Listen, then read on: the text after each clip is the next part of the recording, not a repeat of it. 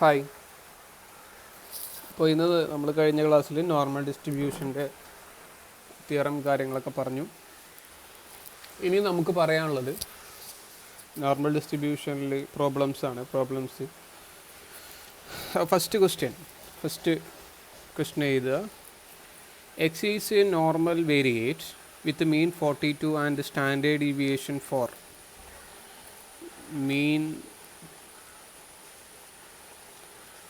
mean 42 and standard deviation equal to 4. Find the probability that a value taken by x is, first question, less than 50. Second question, greater than 50. Next question, third question, less than 40. Next, greater than 40.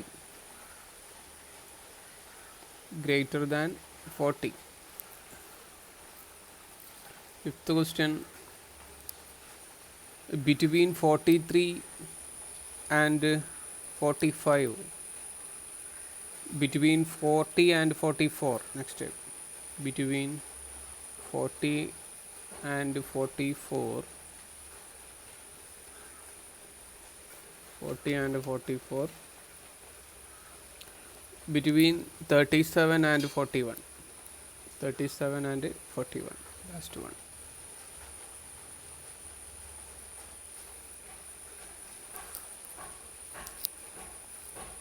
ഇത്രയും questions ആണുള്ളത്. ഇപ്പം normal distribution ഉപയോഗിച്ചിട്ട് നമ്മളിതെങ്ങനെ ചെയ്യാം? Normal variate ആണ് X എന്നൊക്കെ പറഞ്ഞിട്ടുണ്ട്. Okay, അപ്പോൾ mu എന്ന് പറയുന്നത് 42 ആണ്, സിഗ്മ എന്ന് പറയുന്നത് 4 ആണ്. ഇത്രയും കാര്യങ്ങളാണ് നമുക്ക് തന്നിട്ടുള്ളത്.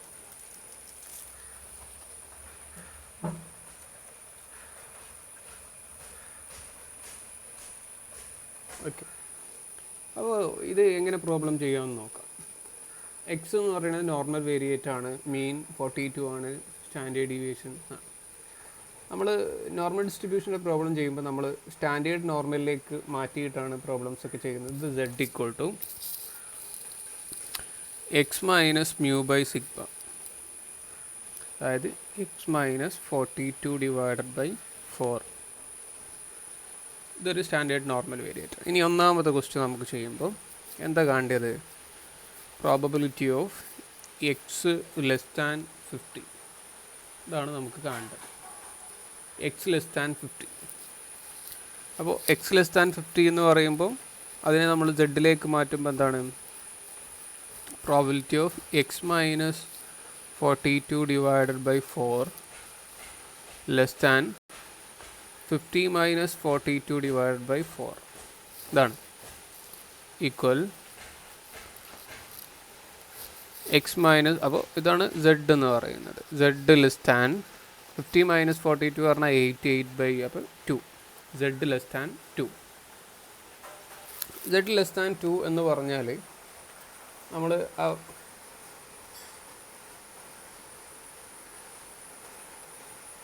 സ്റ്റാൻഡേർഡ് നോർമലാണ്, 0 ആണ് സെൻട്രൽ വരിക. 2 എന്ന് പറയുമ്പോൾ ഏകദേശം ഇതിൻ്റെ റൈറ്റ് സൈഡിലാണ് വരുന്നത് 2. അപ്പോൾ നമുക്ക് ഏത് ഏരിയ വേണ്ടത്? ഇത്രയും ഏരിയ ആണ് നമുക്ക് വേണ്ടത്. റെഡി? അപ്പോൾ ഇത്രയും ഏരിയ എന്ന് പറയുമ്പോൾ ഇവിടുന്ന് ഇങ്ങോട്ടുള്ള ഏരിയ പ്ലസ്, അങ്ങനെയാണല്ലോ, പ്ലസ് ഇവിടുന്ന് ഇങ്ങോട്ടുള്ള ഏരിയ. ഇതുവരെയുള്ള ഏരിയ നമുക്ക് 0.5 ആണെന്നറിയാം. സിമ്പിളായിട്ട് നമുക്ക് ബാക്കിയുള്ള ഏരിയയും കൂടി അതിലേക്ക് ആഡ് ചെയ്താൽ മതി. അപ്പോൾ ഈക്വൽ ടു ഇതെന്താ ആക്ച്വലി എന്താണ്? Probability of minus infinity less than x less than 0 plus probability of 0 less than Z less than 2. ഇതാണ് ഏരിയ. ഇത് 0.5 ആണെന്ന് നമുക്കറിയാം. പ്ലസ് ഇനി ഇതിൻ്റെ ഈ ഏരിയ എന്താണെന്ന് കാണാം. ഇത് സ്റ്റാൻഡേർഡ് നോർമൽ ടേബിൾ വെച്ചിട്ടാണ് നമ്മൾ കാണുന്നത്. സ്റ്റാൻഡേർഡ് നോർമൽ ടേബിൾ ഞാൻ പറഞ്ഞിട്ടുണ്ടായിരുന്നു, ടേബിൾ വാങ്ങാൻ പറഞ്ഞിട്ടുണ്ടായിരുന്നു. അപ്പോൾ 2 വരെയുള്ള പ്രോബബിലിറ്റി എന്ന് പറയുന്നത് നോക്കാം. ഇതാണ് 0.4772. 0.4772 0.472 എന്നാണ് പ്രോബിലിറ്റി. 0.472. അപ്പോൾ എത്ര കിട്ടും നോക്കുക. 0.9772 എന്ന് കിട്ടും. ഒന്നാമത്തെ ക്വസ്റ്റ്യൻ ആൻസറായി. അപ്പോൾ അതാണ് അതിൻ്റെ പ്രോബിലിറ്റി എന്ന് പറയുന്നത്. സ്റ്റാൻഡേർഡ് നോർമൽ ടേബിൾ അത് ഉപയോഗിച്ചിട്ടാണ് നമ്മൾ ഈ പ്രോബ്ലംസൊക്കെ ചെയ്യുന്നത്. അടുത്തത് ഇതേപോലെ തന്നെ ഗ്രേറ്റർ ദാൻ 50 ഇതേപോലെ തന്നെ ചെയ്യാം.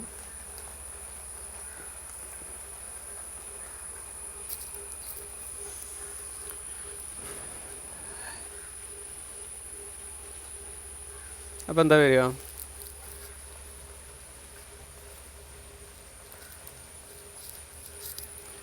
ഗ്രേറ്റർ ദാൻ 50 എന്ന് പറയുമ്പോൾ probability of x greater than 50. ഇതേപോലെ തന്നെ വരും probability of x minus 42 divide by 4 greater than x minus 50 minus 42 divide by 4. ഇതെന്താ നമുക്കറിയാം, സെഡ് ഗ്രേറ്റർ ദാൻ 2 വരാം. അപ്പോൾ ഏരിയ എന്ന് പറയുന്നത് എവിടെ വരും നോക്കാം. ഏരിയ 2ൻ്റെ മുകളിലാണ്. അപ്പം ഇവിടെയാണ് 2 എന്നുണ്ടെങ്കിൽ ഈ ഏരിയ ആണ് നമുക്ക് വേണ്ടത്. അപ്പോൾ ആ ഏരിയ കാൽക്കുലേറ്റ് ചെയ്യണമെന്നുണ്ടെങ്കിൽ എന്ത് ചെയ്യണം? ഇങ്ങനെയാണ് നമുക്ക് ഏരിയ കാണാൻ പറ്റുക. ഇത്രയും ഏരിയയിൽ നിന്ന് ഇത്രയും ഏരിയ കുറച്ചാൽ മതി, സബ്ട്രാക്ട് ചെയ്താൽ മതി. അപ്പോൾ അതെങ്ങനെ എഴുതും നമ്മൾ? Equal to probability of 0 less than z less than infinity minus probability of 0 less than z less than 2. ഇതെന്ന് പറയുന്നത് 0.5 ആണെന്ന് നമുക്കറിയാം. മൈനസ്, അതായത് 0 ടു ഇൻഫിനിറ്റി എന്ന് പറയുന്നത് 0.5 ആണ്. നമ്മൾ നേരത്തെ കണ്ടുവെച്ചു 0.4772 ആണ്. ഇതിൽ നിന്ന് സബ്ട്രാക്ട് ചെയ്താൽ എത്രയാണോ കിട്ടുന്നത് അതായിരിക്കും ഉണ്ടാവുക. അപ്പോൾ 0.0228 എന്ന് വരും. ഇതേപോലെ probability of x less than 40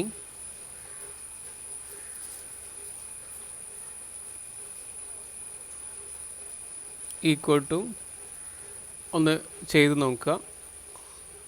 answer എത്രയാണ്? 0.3085 എന്ന് വരും. Less than 40. ഓക്കെ, 40 ചെയ്യുമ്പോൾ നിങ്ങൾ ശ്രദ്ധിക്കേണ്ടത് എന്താണ്? ഇങ്ങനെ ആയിരിക്കും വരിക. Probability of z less than 40 minus 42 divided by 4 ആയിരിക്കും വരിക. അപ്പോൾ probability of z less than 40 minus 2/4 പറഞ്ഞാൽ മൈനസ് 0.5 മൈനസ് 0.5. അപ്പോൾ ഏരിയ എവിടെ വരും നോക്കാം. 0.5 ഈ ഭാഗത്താണ് വരിക. ഓക്കെ, അപ്പോൾ 0.5 ഇതിൻ്റെ താഴെയുള്ള എല്ലാ വാല്യൂ. അപ്പോൾ ഇവിടെ നിന്ന് ഇങ്ങോട്ടുള്ള എല്ലാ വാല്യൂവും വേണം.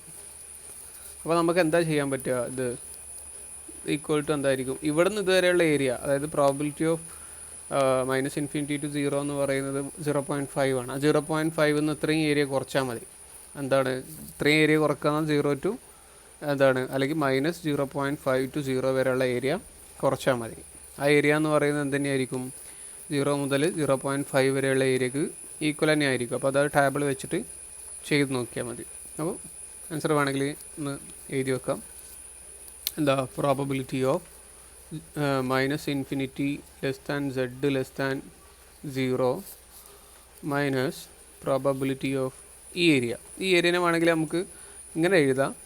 0 less than z less than 0.5 എന്ന് എഴുതാം. അല്ലെങ്കിൽ or probability of minus 0.5 less than z less than 0. ഇത് രണ്ടും ഒന്ന് തന്നെയാണ്, ഒരേ ഏരിയ തന്നെ ആയിരിക്കും കിട്ടുക. അപ്പോൾ ഇത് 0.5 ആണെന്ന് നമുക്കറിയാം. മൈനസ് ഈ 0.5 വരെയുള്ള ഏരിയ, അതാ ടേബിളിൽ നോക്കാം. ഇതവിടെ 0.5 പറഞ്ഞാൽ 0.1915 ആണ്. 1915 0.1915.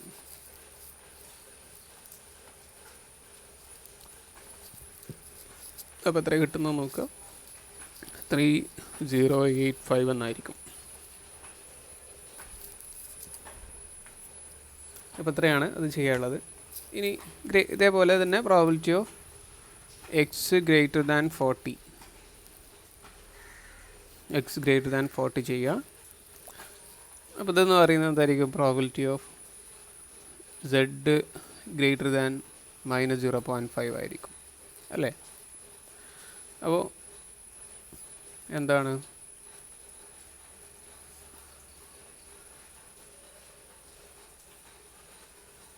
ഈ ഏരിയ ആണ് നമുക്ക് വേണ്ടത്. അപ്പോൾ ഇവിടെ നിന്ന് ഇങ്ങോട്ടുള്ള ഏരിയ 0.5 ആണെന്നറിയാം. ബാക്കിയുള്ള ഈ ഏരിയ അതിലേക്ക് ആഡ് ചെയ്താൽ മതിയാവും. ഇവിടുന്ന് 0 മുതൽ ഇതുവരെയുള്ള ഏരിയ നമുക്കറിയാം, അതിലേക്ക് ഈ ഏരിയ ആഡ് ചെയ്താൽ മതി. അപ്പോൾ എന്ത് ചെയ്താൽ മതി? Equal to probability of 0 z ∞ plus probability of, ഇതിനെ നമുക്ക് രണ്ട് രൂപത്തിൽ എഴുതാമെന്ന് പറഞ്ഞു. 0 z <0.5 എന്ന് എഴുതിയാലും കുഴപ്പമില്ല, അല്ലെങ്കിൽ -0.5 to 0 എന്ന് എഴുതിയാലും സെയിം ആണ്. 0.5 പ്ലസ് ആ ടേബിൾ വാല്യൂ നോക്കുക. ടേബിൾ വാല്യൂ എന്ന് പറയുന്നത് നമ്മളിപ്പോൾ കണ്ടുവച്ചു. എത്രയാണ്? 0.1915. അപ്പോൾ എത്ര കിട്ടും? 0.6915 എന്ന് ആൻസർ കിട്ടും. അടുത്തതുള്ളത് probability of 43 less than x less than 46 അല്ലേ പറഞ്ഞത്? 43 to 45.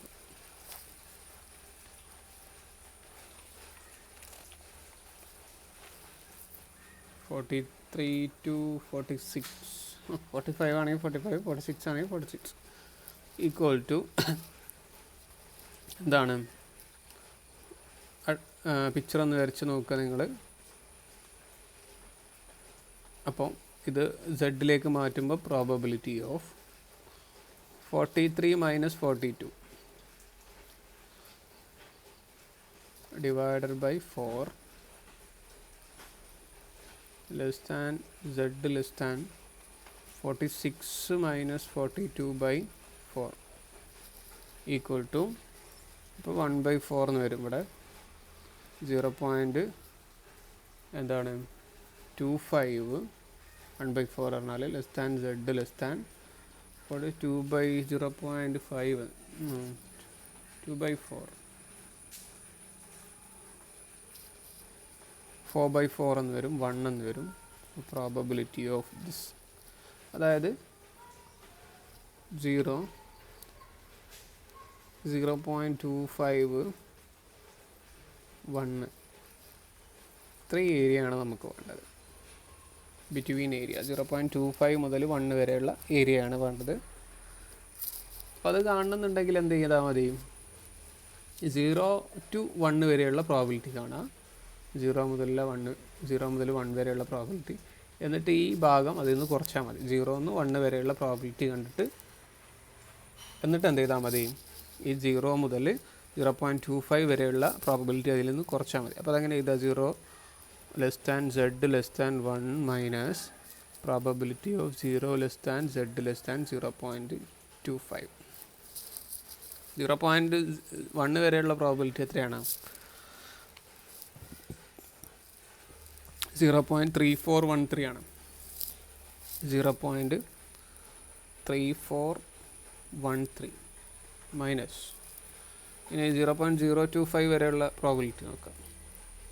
0.25 വരെ പ്രോബിലിറ്റി 0.220 എന്നല്ല 25 ആണ്. അപ്പം ഇങ്ങനെ പോയിട്ട് ഇതാ 0.0987 എന്ന് വരും. 0.0987 0.0987 എന്ന് ആൻസർ വരും. അപ്പം 0.2426 ആയിരിക്കും ആൻസർ ഉണ്ടാവുക.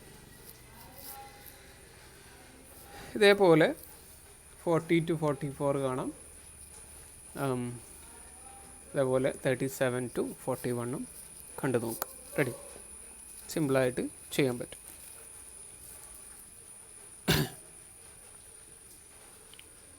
അടുത്തൊരു ക്വസ്റ്റ്യൻ ആണ്. ഇതേപോലെയുള്ള ക്വസ്റ്റ്യൻ തന്നെയാണ്. Height of students is normally distributed with mean 165 comma 65 centimeters and the standard deviation 5 centimeters. Find the probability that height of a student is more than 177 less than 162. ഇപ്പോൾ ചെയ്ത പോലെ തന്നെയാണ് ചെയ്യേണ്ടത്. പ്രോബബിലിറ്റി ഓഫ് എക്സ് എന്ന് പറയുന്നത് normally distributed ആണെങ്കിൽ X എന്ന് പറയുന്നതാണ് അവരുടെ ഹൈറ്റ്. ഇപ്പോൾ മോർ ദാൻ 165 എന്ന് more than find the probability that students more than 177 എന്ന് പറഞ്ഞാൽ ഇങ്ങനെയാണ് വരിക. ഇത് സെഡിലേക്ക് മാറ്റി നേരത്തെ നമ്മൾ ചെയ്ത പോലെ തന്നെ സെഡിലേക്ക് മാറ്റിയിട്ട് എന്താണ് എക്സ് ഗ്രേറ്റർ ദാൻ 177. അപ്പോൾ എന്ത് വരും? പ്രോബബിലിറ്റി ഓഫ് സെഡ് എന്നായിട്ട് മാറും. Greater than 177 minus 165 divided by 5.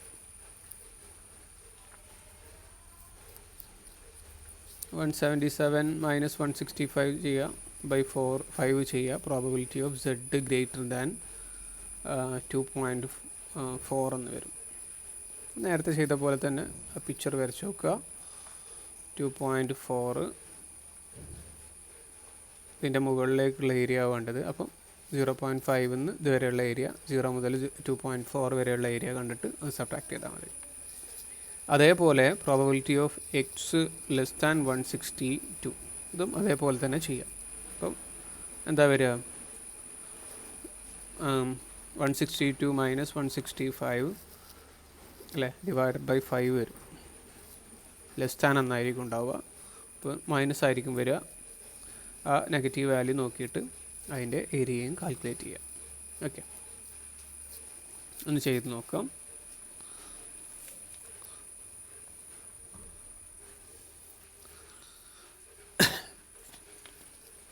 അതേപോലെ വേറൊരു ക്വസ്റ്റ്യനാണ്. Average IQ of A group of 800 children is 98. The standard deviation 8. Assuming normality, find the expected number of children having IQ between 100 and 120. Average IQ of a group of 800 children is 98. The standard deviation is 8. Assuming normality, find the expected number of children having IQ between 100 and 120. ഇവിടെ നമ്മൾ IQ എന്ന് പറയുന്ന ഇത് X normally distributed ആണ്. Mu എന്ന് പറയുന്നത് 98 ആണ്. Sigma എന്ന് പറയുന്നത് 8 ആണ്. അപ്പോൾ സെഡ് കണ്ടുവെക്കുക. X minus 98 divided by 8. Probability of എന്താ കണ്ടത്? IQ of a child between 100 and 120 ആണ്. അപ്പം 100 less than x less than 120 എന്ന് പറയുന്നത് 100 minus 98 divided by 8 less than Z less than 120 minus 98 divided by 8. എന്ത് വരും നോക്കാം.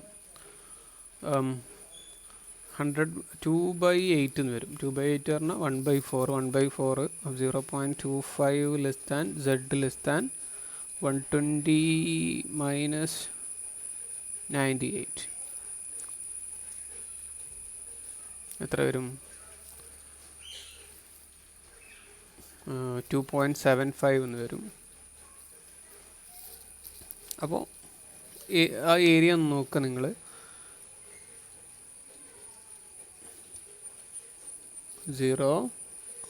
2.25 ഇവിടെ വരും. 2.75 പറയുമ്പോൾ ഏകദേശം ഇവിടെ വരും. അപ്പോൾ ഈ ഏരിയ ആണ് കാണേണ്ടത്. അപ്പോൾ നമ്മൾ 0 to 2.75 ചെയ്തിട്ട് എന്ത് ചെയ്താൽ മതി? അതിൽ നിന്ന് 0 to 0.25 സബ്ട്രാക്ട് ചെയ്താൽ മതി. Probability of 0 less than Z less than 2.75 minus probability of 0 less than Z less than 0.25 ചെയ്താൽ ആൻസറിലേക്ക് എത്തും. അപ്പോൾ ആൻസർ കിട്ടിക്കഴിഞ്ഞാൽ നമുക്ക് പക്ഷെ കാണാൻ പറഞ്ഞത് അതിൻ്റെ പ്രോബബിലിറ്റി അല്ല, അതിൻ്റെ എക്സ്പെക്റ്റഡ് ഫ്രീക്വൻസിയാണ്. അപ്പോൾ എക്സ്പെക്റ്റഡ് ഫ്രീക്വൻസി കാണാനുള്ള ഇത് നമുക്കറിയാം എൻ ഇൻറ്റു പി ആണ്. അപ്പോൾ പി ആണ് നമുക്ക് കിട്ടിയത്. എന്ന് പറയുന്നത് അവിടെ എത്ര ആളുകളുണ്ടെന്ന്, അല്ലെങ്കിൽ ടോട്ടാലിറ്റിയാണ് എന്ന് പറയുന്നത് 800 ചിൽഡ്രനിലാണ് എക്സ്പെക്റ്റ് ചെയ്യുന്നത്. അപ്പോൾ ആ 800 ചിൽഡ്രനിൽ എത്ര ആളുകളുണ്ട് എന്നുള്ളതാണ് ചോദ്യം. അപ്പോൾ എന്ത് ചെയ്താൽ മതി, 800 ഇൻറ്റു പി എത്രയാണ് കിട്ടുന്നത് നോക്കുക, ആ പി അതിനോട് കൂടിയിട്ട് മൾട്ടിപ്ലൈ ചെയ്യുക. അപ്പോൾ എത്രയാണ് കിട്ടുന്നത് നോക്കിയാൽ മതി, ആൻസറിലേക്ക് എത്തും. Okay.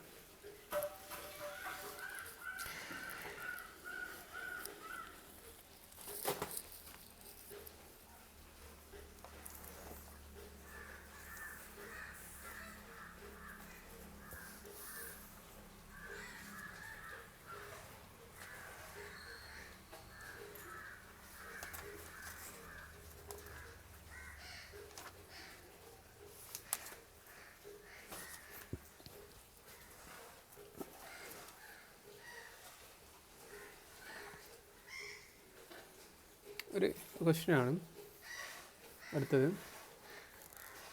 X is a normal variate with mean mu and standard deviation sigma.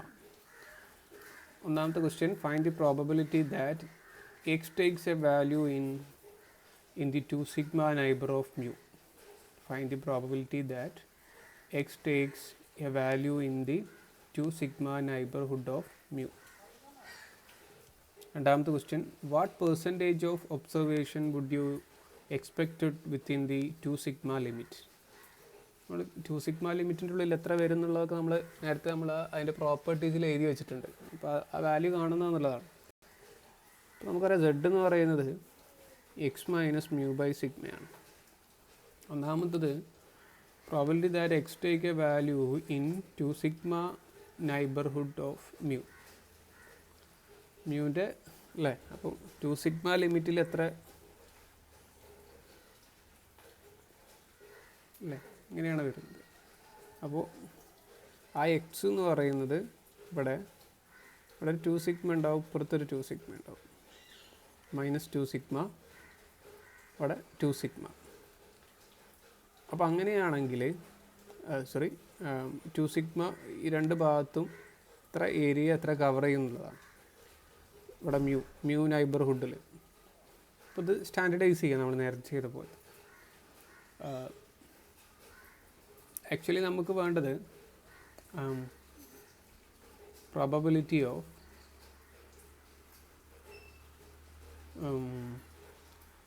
അതായത് മ്യൂന്ന് 2 സിഗ്മ കുറച്ചിട്ടും മ്യൂന്ന് 2 സിഗ്മ ഇവിടെ മ്യൂ -2 സിഗ്മ ആയിരിക്കും ഉണ്ടാവുക, ഇവിടെ മ്യൂ +2 സിഗ്മയാണ്. ഈ ഒരു ഏരിയ എത്ര കവർ ചെയ്യുന്നുള്ളതാണ്. അതായത് probability of X -2 sigma less than X അല്ല, മ്യൂ -2 സിഗ്മ മ്യൂ +2 സിഗ്മ, ഈ പ്രോബബിലിറ്റി എന്താണെന്നുള്ളതാണ് കാണേണ്ടത്. അപ്പോൾ നമുക്ക് പറഞ്ഞിട്ടുണ്ട് മ്യൂ ആണ് ഇതിൻ്റെ മെയിൻ, സ്റ്റാൻഡേർഡ് ഡീവിയേഷൻ സിഗ്മയാണ്. അപ്പോൾ സ്റ്റാൻഡർഡൈസ് ചെയ്യുമ്പോൾ mu -2 sigma minus mu divided by sigma less than mu +2 sigma minus mu by sigma. ഈ ഏരിയ ആണ് നമുക്ക് കാണേണ്ടത്. മ്യൂ ഒക്കെ ക്യാൻസലായി പോയിട്ട് -2 സിഗ്മ ബൈ സിഗ്മ എന്ന് വരും. അപ്പോൾ probability of -2 less than mu ക്യാൻസലായിട്ട് 2 വരെയുള്ള പ്രോബബിലിറ്റി -2 to 2 ഈക്വൽ ടു എന്താണെന്ന് നോക്കിയാൽ മതി. അപ്പോൾ -2 to 2 എന്ന് പറയുന്നത് എങ്ങനെയാണ് നമ്മൾ ചെയ്യുന്നത്, 0 -2 2.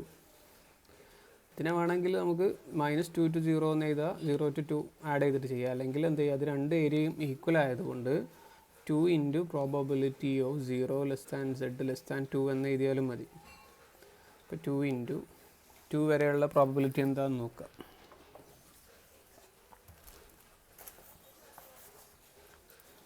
എന്താണ്, 0.4772 ആണ്. 0.4772 ഈക്വൽ ടു എന്ത് വരും, അതിന് രണ്ടെണ്ണം മൾട്ടിപ്ലൈ ചെയ്താൽ 0.9544 എന്ന് വരും. അപ്പോൾ അത്രയും ഏരിയ അത് കവർ ചെയ്യുന്നുണ്ട്. അപ്പോൾ രണ്ടാമത്തെ question, what percentage of observation should expected എന്നാണ്. പെർസെൻറ്റേജ് ആണ്. അപ്പോൾ ഇതിനോട് 100 കൊണ്ട് മൾട്ടിപ്ലൈ ചെയ്യാം. രണ്ടാമത്തെ ക്വസ്റ്റ്യൻ. അപ്പോൾ എന്താ 95.44%.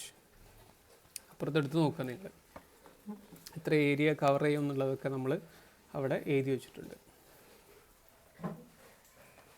ഓക്കെ, ഒരു ക്വസ്റ്റ്യന് കൂടെ.